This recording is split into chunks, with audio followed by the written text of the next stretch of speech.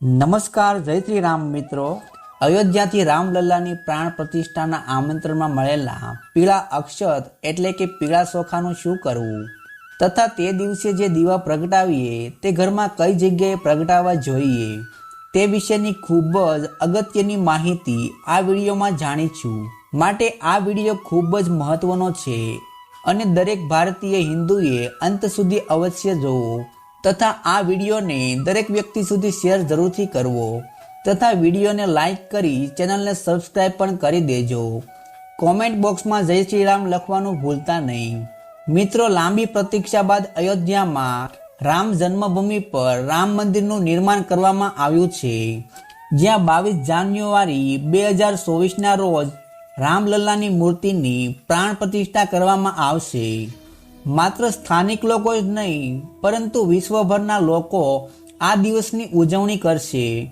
તેઓ તેની આતુરતાથી રાહ જોઈ રહ્યા છે અને તેના સાક્ષી બનવા માટે અયોધ્યા શહેરમાં પહોંચી રહ્યા છે। આ દિવસને તહેવારની જેમ ઉજવવા માટે દેશભરમાં તૈયારીઓ કરવામાં આવી રહી છે, જેના માટે દરેક ગામ, શેરી અને ઘરમાં ઉજવણી કરવામાં આવી રહી છે। રામ ભક્તો ઘરે ઘરે જઈને આમંત્રણ આપી રહ્યા છે। આ આમંત્રણમાં અક્ષત એટલે કે ચોખાનો ઉપયોગ કરવામાં આવી રહ્યો છે, જે ખૂબ જ જૂની ભારતીય પરંપરા છે। તો ચાલો જાણીએ કે અક્ષત શું છે।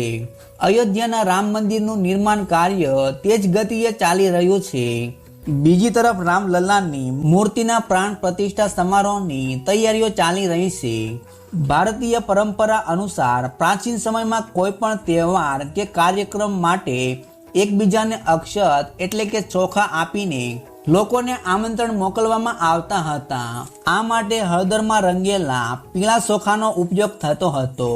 હિન્દુ ધર્મમાં અક્ષતનું વિશેષ મહત્વ છે અને કોઈ પૂજા, અનુષ્ઠાન કે ધાર્મિક કાર્ય અક્ષત વિના પૂર્ણ નથી થતું। ભગવાન રામની મૂર્તિના પ્રાણ પ્રતિષ્ઠાના મહોત્સવમાં ભાગ લેવા દેશભરમાંથી લોકો આવવાના છે। આ માટે રામ ભક્તો શેરીએ ગલીએ જઈને પીળા ચોખા આપીને આ કાર્યક્રમમાં ભાગ લેવા આમંત્રણ પાઠવી રહ્યા છે। એક પરબડિયામાં પીળા ચોખા છે, જેને આમંત્રણ માનવામાં આવે છે। પીળા અક્ષત ભગવાન રામનું પ્રતીક અને આશીર્વાદ છે। જે લોકોના ઘરે રામલલ્લાની પ્રાણ પ્રતિષ્ઠા માટે આમંત્રણ આપવામાં આવ્યું છે તેઓ વિચારી રહ્યા છે કે આ આમંત્રણમાં મળેલા અક્ષત એટલે કે ચોખાનું શું કરવું જોઈએ। તો ધાર્મિક દ્રષ્ટિકોણથી તેનું વિશેષ મહત્વ છે અને પૂજા માટે તેનો ઉપયોગ મુખ્યત્વે પાઠ અને તિલકમાં કરવામાં આવે છે। તેથી જો તમે આમંત્રણમાં આવતા અક્ષતને તમારા ઘરની તિજોરીમાં રાખશો તો ક્યારેય પણ ધનની કમી નહીં આવે। આ અક્ષતને તમે મંદિરમાં પૂજા કે પાઠ કરવા માટે પણ રાખી શકો છો। તિલક લગાવતી વખતે આ અક્ષતનો ઉપયોગ કરો, જે સીધો ભગવાનનો આશીર્વાદ માનવામાં આવે છે।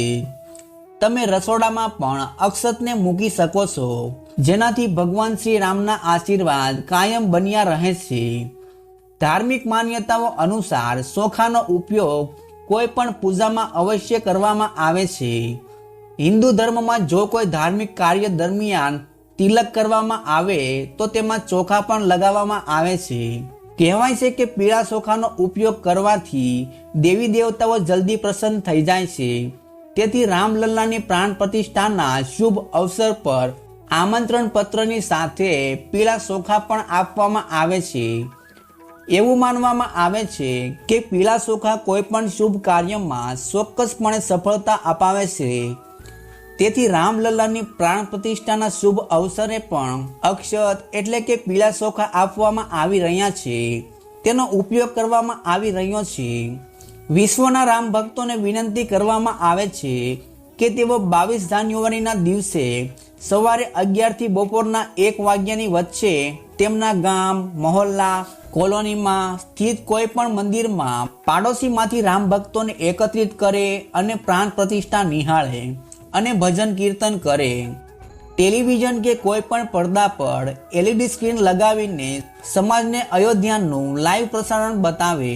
અભિષેક કરો, શંખનાદ કરો, આરતી કરો, પ્રસાદ વેચો, રામ ભક્તોને ઘરે ઘરે પીળા ચોખા જ નથી આપતા મિત્રો, તેઓ એક આમંત્રણ પત્ર પણ આપી રહ્યા છે, જેમાં લખ્યું છે, તમે અને તમારો પરિવાર અયોધ્યામાં આવો અને ભગવાન શ્રી રામજીના આશીર્વાદ મેળવો. જે રામ ભક્તો કોઈ કારણોસર આવી શકતા નથી તેમના માટે પણ લખ્યું છે, તેઓ જ્યાં પણ હોય તેમના ઘરની સામે દીવો પ્રગટાવો. સાંજના સમયે દિવાળીના દિવસે જે રીતે દરેક વ્યક્તિ દીવો પ્રગટાવીને રોશનીનો પર્વ ઉજવે છે, તેવી જ રીતે આ દિવસની ઉજવણી કરવા અપીલ કરવામાં આવી રહી છે. ચોખા શુક્ર ગ્રહનું પ્રતિનિધિત્વ કરે છે, તેથી વ્યક્તિને શરીર, કીર્તિ, લક્ષ્મી અને તમામ ભૌતિક સુખ સુવિધાઓ મળે છે. શુક્ર ગ્રહથી તેના લાભ મેળવવા માટે ચોખા છે, તમારે તેને લાલ રેશમી કપડામાં બાંધીને તમારી તિજોરીમાં રાખવા જોઈએ. આવું કરવાથી મંગળવારના દિવસે બંને ચંદ્ર સક્રિય થઈ જશે અને લક્ષ્મી યોગ બનશે. તેનાથી સુખ પ્રાપ્ત થશે. ઘરમાં રામ મંદિરમાંથી મળેલા ચોખાનું ઘણું મહત્વ છે, તેથી રામલલ્લાના પ્રાણ પ્રતિષ્ઠાના દિવસે આ ચોખામાંથી ખીર બનાવી શકાય છે. ત્યારબાદ આ ખીરને પ્રસાદ તરીકે પરિવારના સભ્યો સાથે લો. આમ કરવાથી ઘરમાં સમૃદ્ધિ આવશે. શ્રી રામ મંદિરથી આવેલા ચોખાનું શું કરવું? રામલલ્લાના ચોખાનું વિશેષ મહત્વ છે. તેને શુભતાનું પ્રતીક પણ માનવામાં આવે છે. તેથી જ્યારે પણ તમે કોઈ શુભ કાર્ય માટે ઘરની બહાર નીકળો છો, તો તમે આ ચોખાને તિલકના રૂપમાં તમારા કપાળ પર લગાવી શકો છો. આમ કરવાથી કોઈ પણ કામ સરળતાથી થઈ શકે છે. જો તમને રામલલ્લાના પ્રાણ પ્રતિષ્ઠા માટેના આમંત્રણના અક્ષત મળી ગયા હોય અને તેનું શું કરવું તે તમે વિચારી રહ્યા છો, તો ચાલો તમને જણાવી દઈએ કે જે લોકોના લગ્ન હાલમાં જ થશે તેમની કન્યા આ ચોખાને તેની પ્રથમ રસોઈમાં બનાવી શકે છે. આમ કરવાથી ઘરમાં સુખ શાંતિ રહે છે અને ઘરમાં સંપ જળવાઈ રહે છે. ધાર્મિક દ્રષ્ટિએ અક્ષતનું વિશેષ મહત્વ છે, તેથી આ ચોખાનો પૂજામાં ઉપયોગ કરવામાં આવે છે. આ ઉપરાંત જે છોકરીઓના તાજેતરમાં લગ્ન થયા છે, તેના પિતા તેને સૌભાગ્ય રૂપે રામ મંદિરથી લાવેલા ચોખા સાથે કન્યાદાન આપી શકે છે. આમ કરવાથી દીકરી જ્યાં જશે તે ઘરમાં આશીર્વાદ મળવા લાગશે.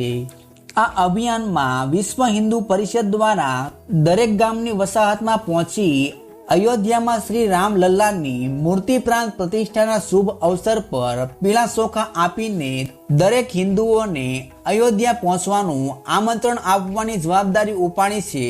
22 જાન્યુઆરીએ શ્રીરામના નૂતન મંદિરનું ઉદ્ઘાટન થશે. વધુમાં હિન્દુ સમાજના જે લોકો અયોધ્યામાં રામલલ્લાના દર્શન કરવા નથી પહોંચી શક્યા, તે લોકો ઘરે રહીને સમૂહમાં આ કાર્યક્રમ જુએ અને મંદિરોમાં ભવ્ય આરતી થાય તે દિવસે દિવાળી જેવો માહોલ તૈયાર કરવામાં આવે. સમગ્ર શહેર અને ગામમાં દરેક ઘરને કેસરી પાનની રંગોળી કરી શણગારવામાં આવે અને આતશબાજી કરવામાં આવે. દીવાઓ પ્રગટાવીને શેરી મહોલ્લામાં ઉત્સવનું વાતાવરણ સર્જાશે. પ્રાણ પ્રતિષ્ઠા પછી જે ભગવાનની મૂર્તિની સ્થાપના કરવામાં આવશે તેનો ફોટો લેવામાં આવશે અને ફોટો પ્રિન્ટ કરવામાં આવશે અને તે ફોટો અયોધ્યામાં આવતા દરેક દર્શનાર્થીઓને પ્રસાદ સાથે આપવામાં આવશે, જેથી 1-2 વર્ષમાં તે ફોટો ઘર ઘરમાં પહોંચી જાય. મહામંડલેશ્વર સ્વામી રામ ગોપાલ દાસે સમજાવ્યું કે ભગવાન સાથેનો આપણો સંબંધ સાક્ષાત છે. જીવોનો ભગવાન સાથે સતત સંબંધ છે, એટલે કે એક એવો સંબંધ છે જે ક્યારેય પણ નાશ નથી પામતો. તેમણે કહ્યું કે તે અક્ષત છે, જે ભગવાન સાથેના આપણા સાક્ષાત સંબંધ અને મંદિરની સાચવતાનું પ્રતીક છે. ડાંગરના ઉપરના ભાગને દૂર કર્યા પછી જે ચોખા બચે છે તેમાં અક્ષતનો ઉપયોગ થાય છે. કેટલીક જગ્યાએ હળદર, સોપારી અને તુલસીની દાળનો પણ ઉપયોગ થાય છે.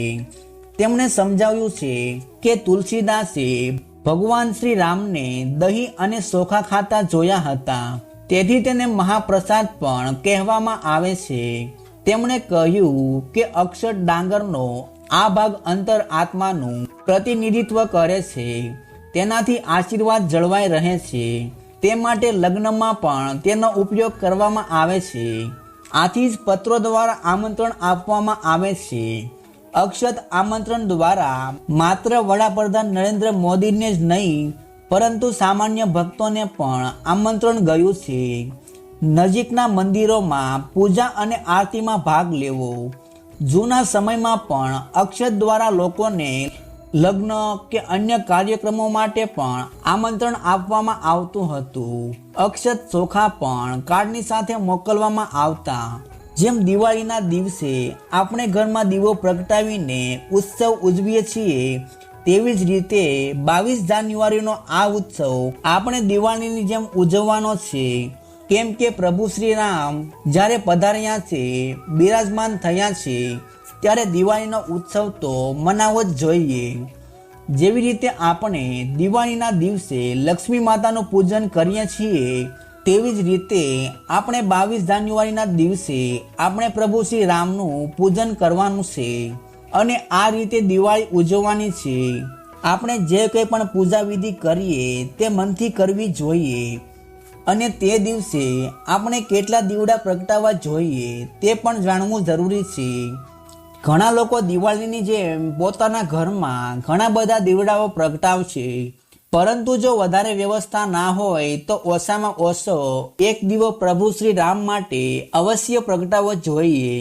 તે દીવા પ્રગટાવવા આપણે શુદ્ધ દેશી ઘીનો ઉપયોગ કરવો જોઈએ અને આપણે જે દીવો પ્રગટાવીએ તે માટીનો બનેલો હોવો જોઈએ. ભગવાનની પૂજા કરતા સમયે તો આપણે આ દીવો પ્રગટાવી દેવો જોઈએ, પરંતુ દિવાળીની જેમ આપણે આખા ઘરમાં પણ દીવડા પ્રગટાવીશું તો ત્યારે તમારી જેટલી ક્ષમતા હોય તે મુજબ તમે માટીના દીવા લઈને પ્રગટાવી શકો છો. જ્યારે પૂજા સમયે દીવો પ્રગટાવીએ ત્યારે તેમાં ગોળ ઊભી દિવેટ રાખવી જોઈએ, પરંતુ જ્યારે આપણે ઘરમાં બીજી જગ્યાએ દીવા પ્રગટાવીએ ત્યારે તેમાં લાંબી દિવેટ રાખીને તેનું ખાસ ધ્યાન રાખવું. મિત્રો, આપણે પોતાના ઘરમાં જે રસોડું છે તેમાં એક દીવો પ્રગટાવવો જોઈએ અને જો તમારે પોતાના પિતૃ માટે દીવો પ્રગટાવવો હોય તો તેને દક્ષિણ દિશા તરફનો રાખીને પ્રગટાવવો જોઈએ.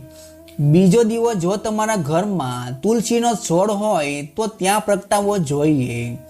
ત્રીજો દીવો તમારા ઘરનો જે મુખ્ય દરવાજો છે ત્યાં પ્રગટાવવો જોઈએ અને ચોથો દીવો પણ તમારે તમારા ઘરના મુખ્ય દ્વાર પર પ્રગટાવવાનો છે.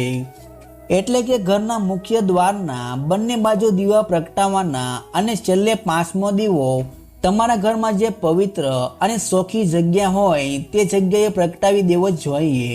તે દિવસે આપણે એ વાતનું ખાસ ધ્યાન રાખવું જોઈએ કે આપણા ઘરમાં સહેજ પણ અંધારું ના હોવું જોઈએ. અને છેલ્લે દિવાળીની જેમ આપણે પ્રભુ શ્રી રામનો આ પ્રાણ પ્રતિષ્ઠા મહોત્સવ ફટાકડા ફોડીને ઉજવવો જોઈએ, જેવી રીતે આપણે દિવાળીનો તહેવાર ઉજવીએ છીએ.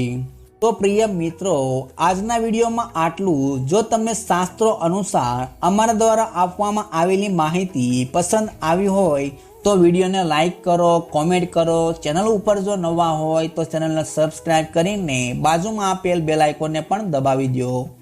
આપણે મળીશું આવા જ એક નવા વિડીયો સાથે. ત્યાં સુધી મસ્ત રહો, ખુશ રહો. જય શ્રી રામ.